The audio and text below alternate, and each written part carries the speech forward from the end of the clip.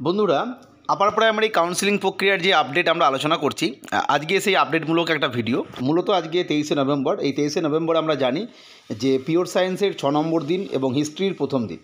Pure সায়েন্সের ক্ষেত্রে 322 জনের যে রানিং সিরিয়াল নাম্বার অনুযায়ী যে নাম, সেই অনুযায়ী 322 জন, এবং হিস্ট্রির ক্ষেত্রে প্রথম 321 জনের যে রানিং সিরিয়াল নাম্বার অনুযায়ী নাম, তাদেরকে কাউন্সেলিং প্রক্রিয়ায় ডাকা হয়েছিল।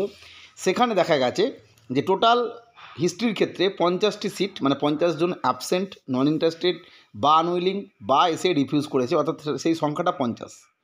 এটা অবশ্যই কিন্তু আমি যে ভ্যাকেন্সি যেটা, মানে অর্থাৎ কতগুলো সিট ব্লক হলো, কতগুলো ভ্যাকেন্সি বাদ থাকলো সেটা বলছি না, কারণ এখানে 50-এর সঙ্গে 321 বাদ দিলে এতগুলো সিট মানে ব্লক হলো ঠিক তা নয়।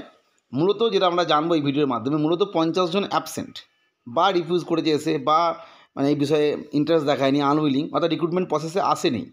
ঠিক একই রকমভাবে পিওর সায়েন্সের ক্ষেত্রেও যেটা হয়েছে সেটা 81 জন, অর্থাৎ 81 জন এই বিষয়ে আনউইলিং কি নট ইন্টারেস্ট বা অ্যাবসেন্ট বলতে পারেন, বা এসে রিফিউজ করেছে, অর্থাৎ এই 81 জন কাউন্সেলিং প্রক্রিয়ায় আসেননি। অবশ্যই আমি বারবার বলছি, এটা কিন্তু ভ্যাকেন্সি নয়। ভ্যাকেন্সি বলতে কতগুলো সিট ব্লক হলো, ঠিক তারপরে কতগুলো বাকি থাকলো সেটা কিন্তু আমি বলতে চাইছি না। নেক্সট আমরা দেখতেই পাচ্ছি যে পিওর সায়েন্সের ক্ষেত্রে আজকের দিনে আপাততভাবে 26% সিট ভ্যাকেন্ট থাকলো, এবং হিস্ট্রির ক্ষেত্রে আপাততভাবে 16% সিট কিন্তু ভ্যাকেন্ট থাকলো।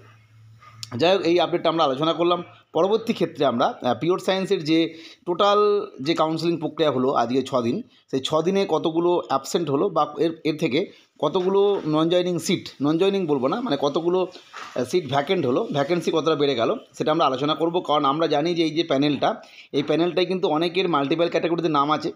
ফলে দেখা যাচ্ছে হয়তো কোনো একটা কাউন্সেলিং প্রক্রিয়ায় হয়তো সেখানে 400 জনের নাম আছে রানিং সিরিয়াল নাম্বার অনুযায়ী, কিন্তু অ্যাকচুয়ালি ক্যান্ডিডেট অত নেই, কারণ অনেকেরই মাল্টিপল ক্যাটাগরিতে নাম থাকার জন্য এরকম হচ্ছে। ফলে অবশ্যই ভ্যাকেন্সি বাড়ার সম্ভাবনা আছে, সম্ভাবনা শুধু নয়, ভ্যাকেন্সি বাড়ছে। সেই বিষয়ে আমরা পরবর্তী ভিডিওতে আলোচনা করব। পরবর্তী আপডেট বা তথ্যের জন্য চ্যানেলটিকে সাবস্ক্রাইব করে রাখবে। আজকের ভিডিও দেখার জন্য প্রত্যেককে অসংখ্য ধন্যবাদ।